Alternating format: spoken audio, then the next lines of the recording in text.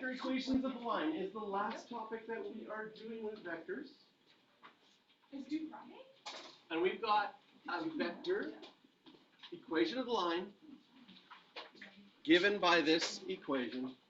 And here, the vector r, you can add an arrow over top of these if you want. They're supposed to be bolded, but I still like to add the arrows over. And you see that they've sort of given you the vector as a column vector, but the column vector has the parametric equations in it. So there's lots of different ways that you can get a vector equation of a line. If you wanted to write it like this, this means that your starting point is 3, 5. Your direction vector is 2, -5, with your parameter t out in front. And again, r is a vector, so we add a vector over top of r. So very important that you... One of the common mistakes in this unit is not knowing which is the direction vector and how important that direction vector is. The starting point just gets you onto the line, and then the direction vector lets you travel along that line as far or as short as you would like to go. So if you want to find a unit vector in the direction of L, you have to use the 2, -5. The 2, -5 has a length of the square root of 29, right? That's easy. You square the 2, you get 4. You square the -25, you get plus 25. And so it has a length of root 29. You could also, I don't mind, I actually quite like keeping that square root out in front for your unit vector. It seems nice and clean. You can plug it inside or leave it out. The nice thing about leaving it out is if you have to do any other math with it, you can do all the math first without that square root of 29 and just add that in at the end. How do we find the Cartesian form? We take our vector form, look at the parametric form, take our parametric form, get the t's by themselves. So in the first one, you have x minus 3 over 2 is equal to t. The second one, y minus 5 divided by -5. And that's the Cartesian form.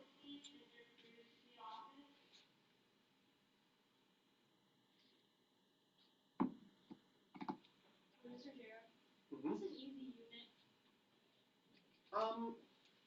Similar to matrices. Did you find matrices easy? Yes. Okay. But do you think I can finish this entire quiz in one day? Yeah, it's not so bad. The first one, the second one I think is a little harder than the first one. When did you decide that the first one was doing fine? That was a shock to me.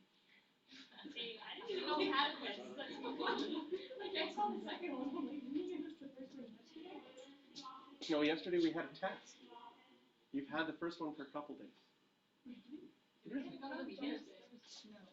No. I don't even remember Thursday. Was that on Tuesday? Got it on Tuesday, made due on Friday. So mean, 3 whole days. No, but the one day we had to study for the other test. Wait, can you go back? Oh, go back.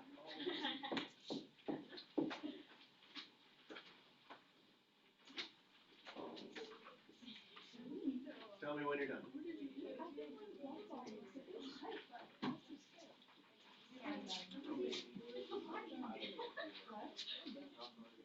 Oh, you're done. Okay. Two lines, L and M, have vector equations. Here's R with a little L, there's R with a little M. Of course, if you were writing this, you would have to put all these vector things over each and every one of these. It's kind of good that I forgot it because it forces you to put them in to remember. What if we forgot them, but on our paper we wrote it really Oh, half a mark? Half mark. But like, Once on the whole exam. Oh, on the once in a long time? Yeah, it's sort of like, you know, in Oh, you oh, but I previous... wonder if we wrote that for the time, follow through error? Yeah, oh, well, yeah, like if you forget once, I'll go to your front page and I'll write a big vector and I'll write minus 0.5. And then if you make another mistake later, I'll flip back to the front page and if I've already marked it once, I won't take it off. Well, what if I don't write the write really boldly. Alright, need the little That's thing. what you do.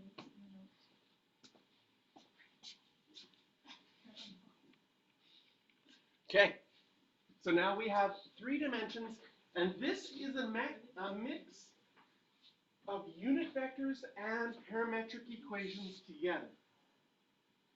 So first of all, I might actually take each of these and write them as the vector form.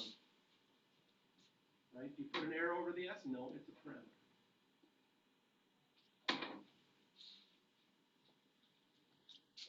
Can you see from here that it has 5 minus 4s with the I? So the 5 would be the point, the negative 4 went with the s. 3 plus s, the 3, and the 1 would go with the s, and just 2s would mean 0 plus 2s. I find the vector form of the equation the easiest to work with and the easiest to switch. Now it would be easy to switch to the parametric forms. It would be easy to switch to the Cartesian after that. We haven't done Cartesian for 3 dimensions yet, have we? I don't think so. Okay. So, we want to find the position vector of the point that's in common. In other words, we have one vector in 3-dimensional space going this way, another vector in 3-dimensional space going this way. Somewhere they cross. And we want to find the position vector of that point where they cross. So what we're going to do is we're going to write out the parametric equations for this line, and we're going to write out the parametric equations for the other line.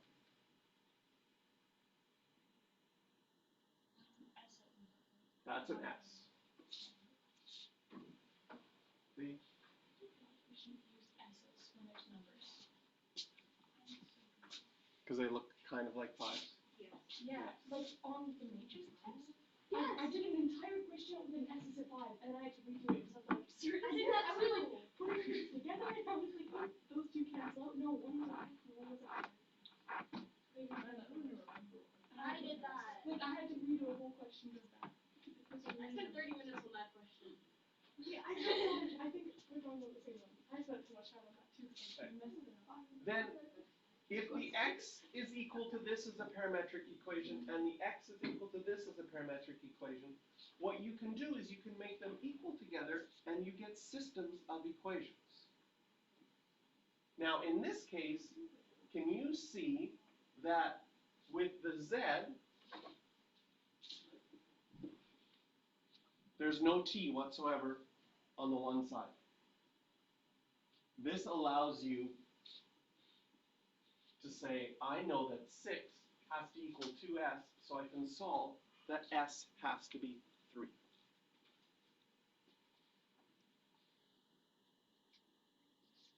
If s has to be 3, we can go through the rest of them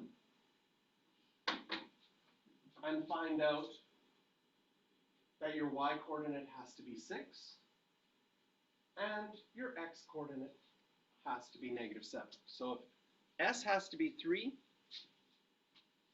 you know that your z-coordinate is 6, you know that your y-coordinate will also be 6, and your x-coordinate will be -7.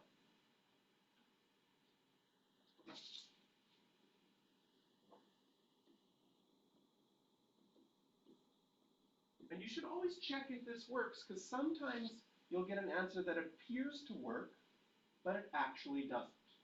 We've already solved this, that it works when s is equal to 3. But what does t have to be for it to work? Okay?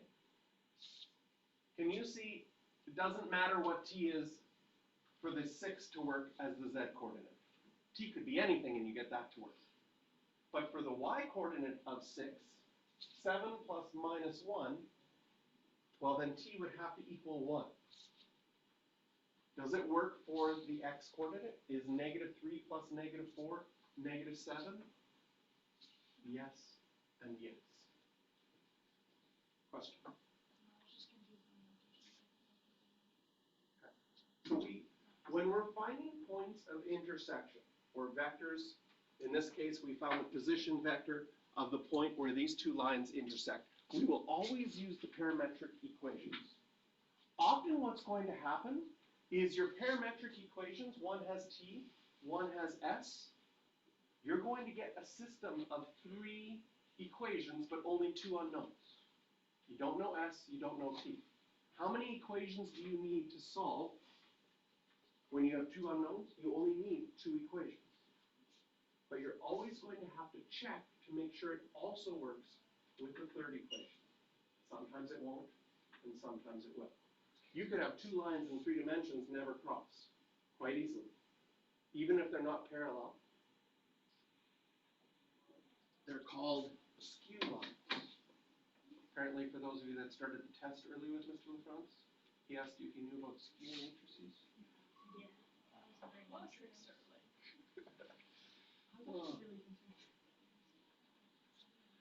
Now, to find the angle between these 2 lines. So first of all, you can only find an angle between 2 lines if they actually intersect. If they don't intersect, there will be no angle between them because they're not actually crossing each other. But if they do intersect like this one, you're going to always use your dot product to find the intersection. And you have to use the dot product. You must use the direction vectors. So we need to find the angles between the direction vectors. I'm going to let one direction vector equal u, and the other direction vector equal v. Question? Those were like R1 and RM. The RL and RM, it's just because the original question said there's 2 lines, L and M. But do they need both lines on the top of them? Yes, they do. Thank you. They need this.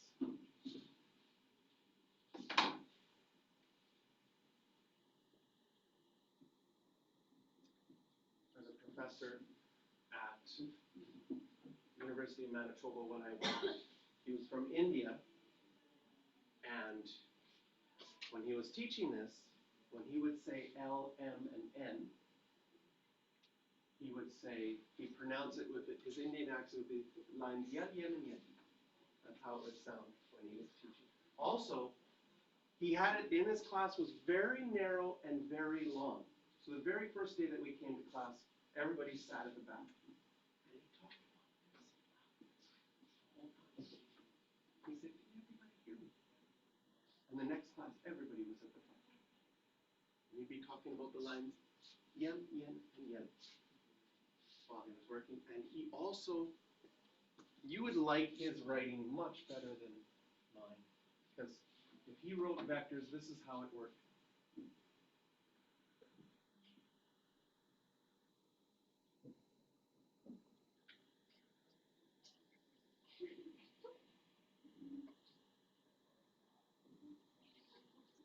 The whole class. That was the speed. At least you had to understand. You had time to understand. Yeah, he had time to like, oh, yell is the letter L. Have to figure it out. So, I did really enjoy his class. He was a professor who said, he's like, I don't know if you know this, but lines continue forever.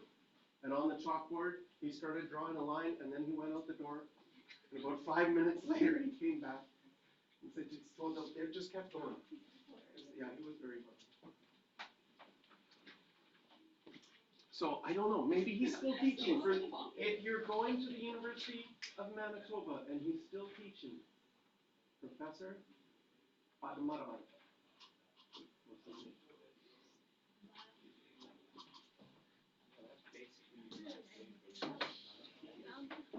Okay. We always find the angle with the dot product. Cross product has sine theta, but it has another vector in it. It's much better to use the dot product to find the angle. So cos of theta is equal to u dot v. Very easy to find the dot product when it's written this way. Multiply corresponding components and add them up. And the length of u and the length of v, type that into your calculator. What is in the formula to help you write the vector? Because if I want to. No, I have to write the vector. Thank you for noticing. Those have to have the vectors, you have to have them everywhere. I feel like we should have a little lenience on like Yep. on our test, like. No, I left them off on purpose so that you'd notice. It should be like 0.25 mark, because you forget a lot too. I'm gonna lose it anyways. Yeah, the same about vectors No the point in whole weird test. out. Yeah, the whole point. That's pretty. It's alright. But like. What if you forgot one? 1.5. Me who forgot all of them. Or should I give you? Nope, don't change it. I was gonna be nicer. Oh, yeah. I'll give you one freebie. So the first time you make it, I'll go to the front page and I'll write the vector. The second time you forget it, I'll circle it and I'll take off. Oh no, it could be like first you write then you circle it, then you like. Then I take off a Hangman. mark. No, it could be like you just like the vector, then you circle it, then you put a frowny face, and then you take off the point. Okay, let's hear about the points. So like you have like 3 chances. 3 chances, but then when you make the fourth one, you lose a mark and a half. No, you lose 0.5. No. Yes. Wait, no, now the mark is greater. To give you one freebie, still half mark.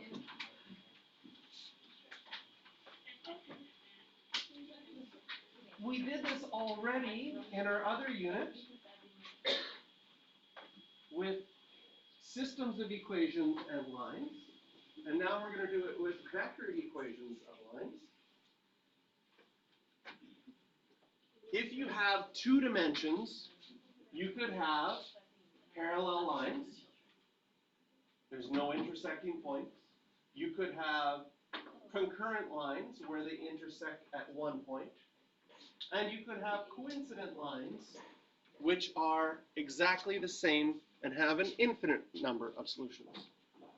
There is never a finite number of solutions more than 1. That came up on your pretest with matrices, right? They always have that extra multiple choice where it was like, you have a finite number of answers more than 1. Be like, how can 2 lines intersect at 7 places? That would be very hard to do. Okay? Could happen with a parabola and a line, but we're just dealing with straight lines. And in 3 dimensions, you could have skew lines. 2 lines that aren't parallel, but never intersect. In 2 dimensions, if they're not parallel, they're guaranteed to intersect. But in 3 dimensions, they could not intersect, and we have skew lines.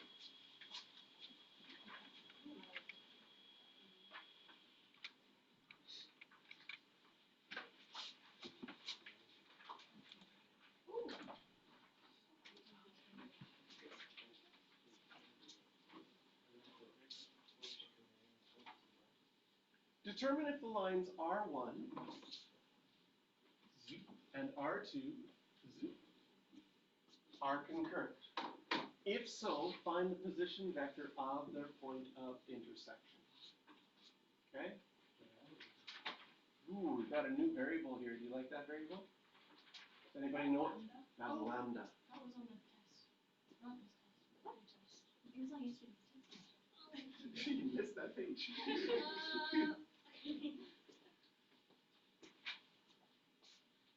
Right, you might also, here, I'll write them down here.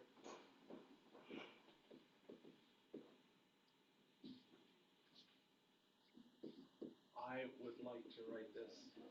That one's a 5. Because there's no S's in the equation.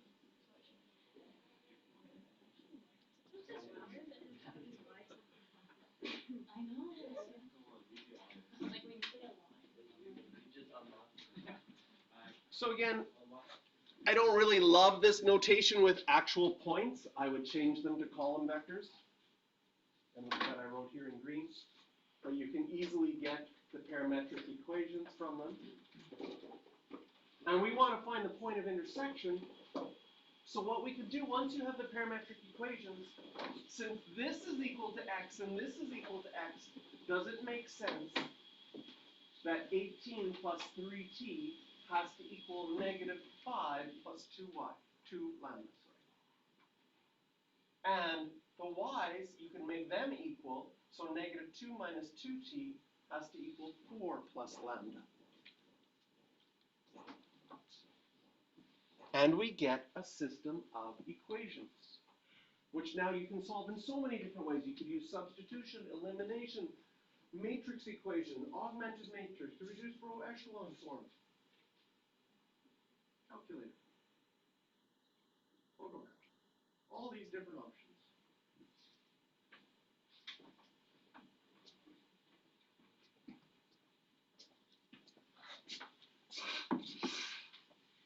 Whichever option you choose, I used elimination here.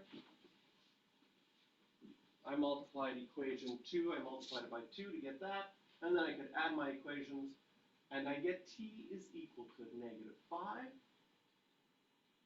And if t is equal to negative 5, I could substitute that in, and I could get lambda to equal 4. And just because you found t and lambda, you haven't found the point of intersection yet. We would still need to plug that in and find that. But they are concurrent. They are going to intersect at a point. I'll write out here.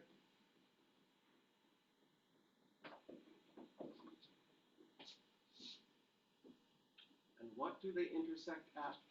Well, if I plug in 4 for lambda into R2, I would get negative 5 plus 8, which is 3. And I get 4 plus 4, which is 8.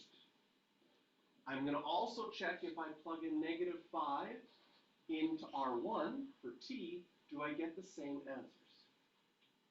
And I would get 18 minus 15, perfect, that's 3. A negative 2 plus 10, that's 8. So I double check to make sure that it works out. Because sometimes you're going to solve it, and you're going to make a mental math error. And then when you check it, you're like, oh, I made a mental math error. I should double check something.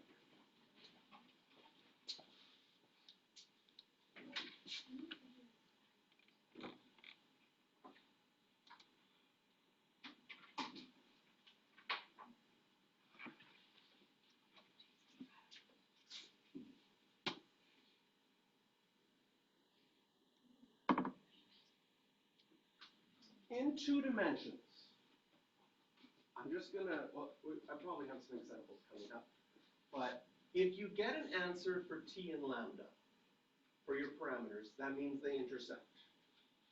Sometimes you're not going to be able to get an answer for t or lambda. Sometimes what's going to happen is that when you go to the elimination, everything eliminates, and you get 0 plus 0 equals 0. If everything eliminates and you get 0 equals 0, that's always true. That means that those two lines were identical. Then you would have infinite solutions. Sometimes when you're solving these, all of your variables, the t and the lambda, go away, but you get something that's not true, like 0 equals 7. And you're like, wait a minute. 0 can't equal 7. If you get a statement that's never true, that would mean those two lines are parallel and never intersect. So those will be things that we look at when solving. Everybody good? No, wait, I have a question. You have a question. Okay. How do we know that they intersect at 3 over 8? Like, where do we find the 3 and the 8? So I started with the lambda one, and I went to my R2 because that's where the lambda is. And I put in 4 for lambda. So can you see if you had a 4 out in front, this is really 8 and 4.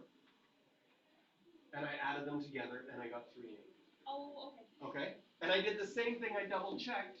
I said, well, what happens if I take the t value and plug it into R1? I should get the same answer, right?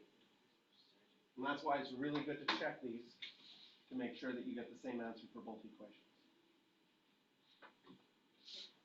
Good?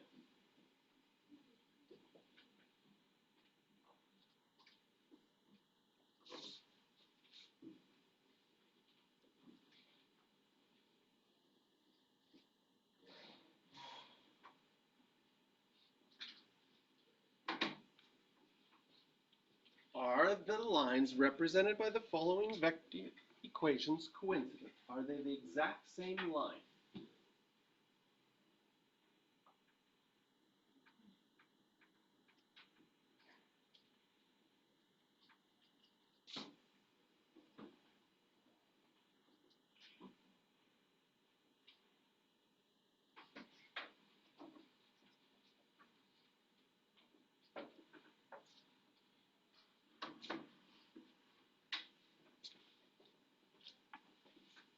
Question. Would you lose points if you put a vector on something that you weren't supposed to put a vector on? Mm-hmm. So what's all supposed to Just the vectors. put a vector over everything? Well, then you don't risk losing points. That's wrong. That's also Well, wrong. because in some of them, like this one, it's a Right, vector you over- lose marks on angles if you forget the degree sign. Should you put degrees on everything? No. On this one, you put the arrow on the I and the J. Yes, because those are, Yeah, but then on other one, the I's and J's should always have arrows Or on. what about the other ones? Look at S and T. Yeah, like on the other one. The S and T's are parameters, they are just scalars that you multiply a number out in front. So they won't be a vector. Is S a mandatory letter that you have to use, or do you just try to make it simple? Just making it difficult. On the test, you can put S's. Do we have to use the ruler of B when we're finding the angle? Really essy?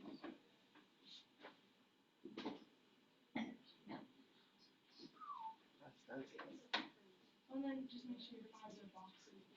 Foxy fives and fancy S's.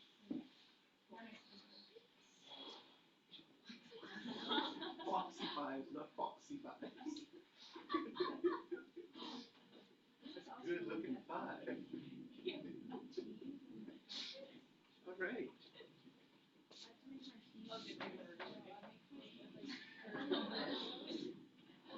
Okay, so we can get our parametric equations, we can look at our direction vectors. So, here are the two direction vectors. Can you see that your direction vectors, arrowheads on these are vectors, that they are multiples of each other? This tells us that these two lines are parallel. Now, we don't know yet if they're coincident or not, because parallel could mean that there's no solutions. But coincident means that they're parallel and exactly the same.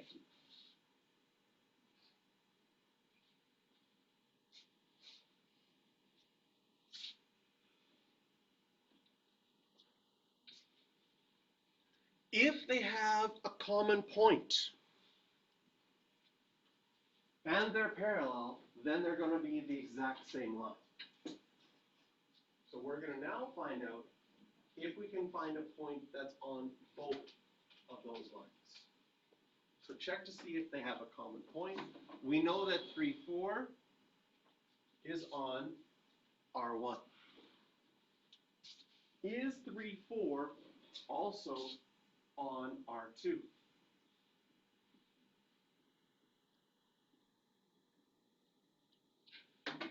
How could we check that? Well, we could plug 3, 4 into R2 and see if we could solve for T.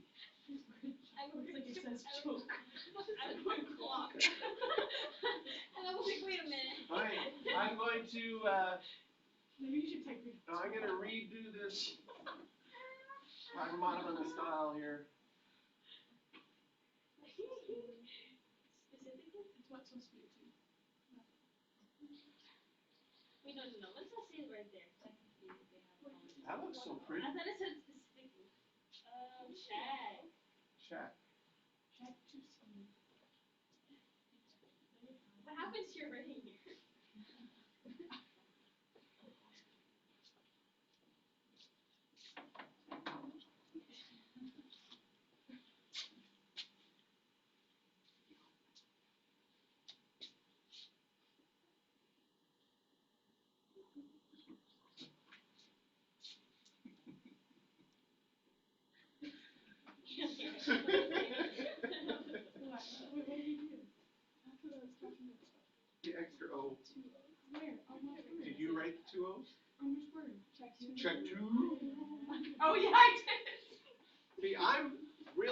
now I am checking to see how well your English teachers have done.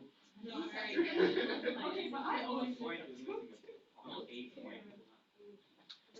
Well, two is the same as well. Yeah, and then two is D. No, well, two is like, yeah, like, and two is like you.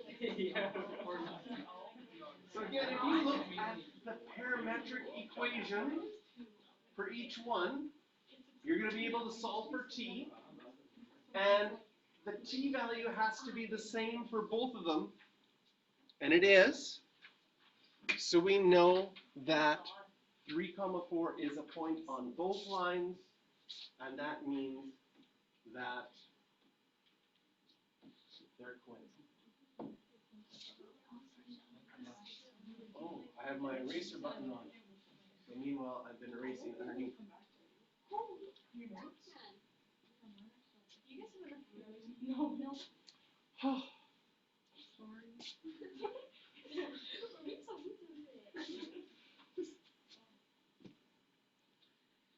everybody's done the math. They're going to pass. So now all the meanness that's built up over the year, you're letting it out. I understand. Writing piece too.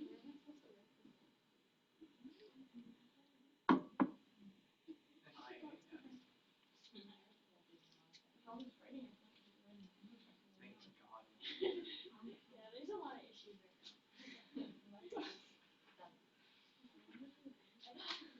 I am having some difficulties.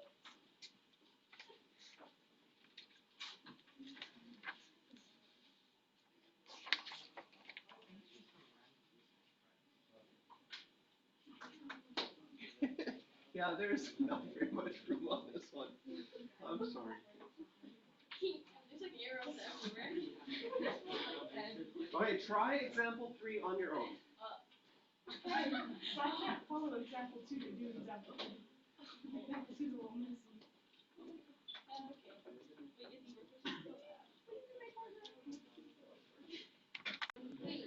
Wait, did you just Oh, say shoot. There's your parametric equations. I didn't know we had to parametric. Always parametric equations to find intersection Wait, but we points. didn't on the last one. Oh, was that me finding an intersection? I thought my answers are 5. Okay? So now I don't know. you could use x and y and create a system of equations. You could use y and z and create a system of equations. You could use x and z. You actually have too many equations for the variables that you have. You only need 2 equations with 2 variables, because we want to find s and we want to find t. I hate these S's. Yeah. I thought it was a 5. Well, like, I keep reading it and I'm like, x equals 3 plus Oh, 2 that's an answer. Make your plus s's. 25. I'm like, why don't we just write I'm 25? gonna make my s's fancy. That's another 25. I got There we go. This is how you make your s's fancy. Add the little. Look at that. Ooh. Fancy s's. But then that 5 is a 5. Wait, I don't know. Oh, I like those fancy s's.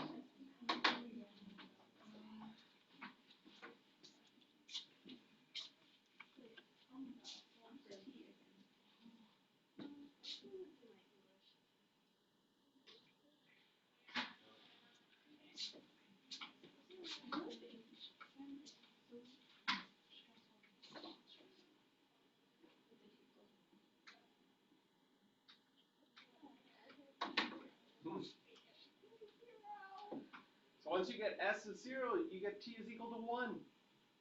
And you need to check. And when you go to check, Wait, can you go on? equation 3 actually does not work. I'll go back.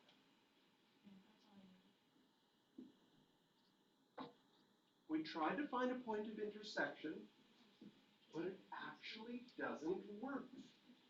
And we have 2 lines that are skewed.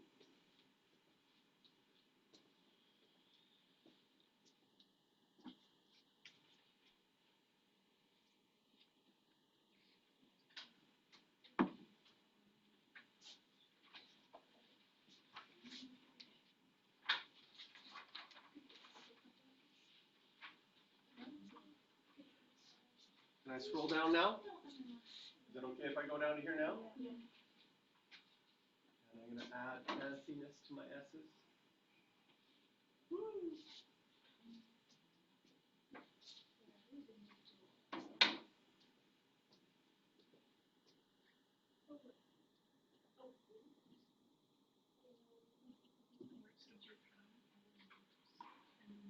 The ladder's still out.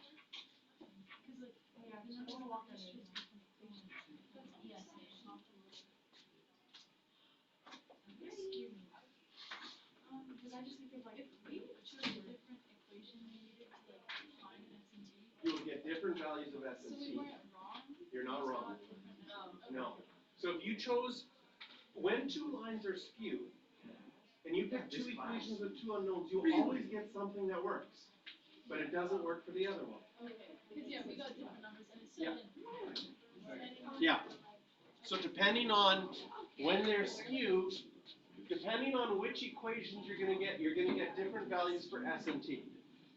If you pick equation 2 and 3, What's a skew? skew means two lines that are not parallel but never intersect in 3 dimensions. So see how my arms don't cross? These ones are skewed. This intersects because it would go, ow, go through my arm. Skewed.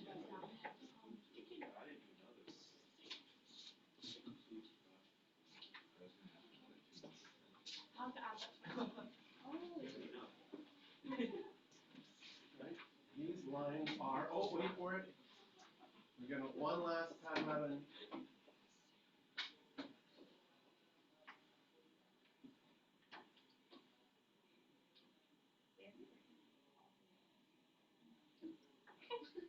What are you doing? Oh, I thought he made a special S so he could use that with 5. Like, I love that. I do. That's like, Yeah, thanks for writing S like that. I was a little confused that that might be 5 too. wahoo. But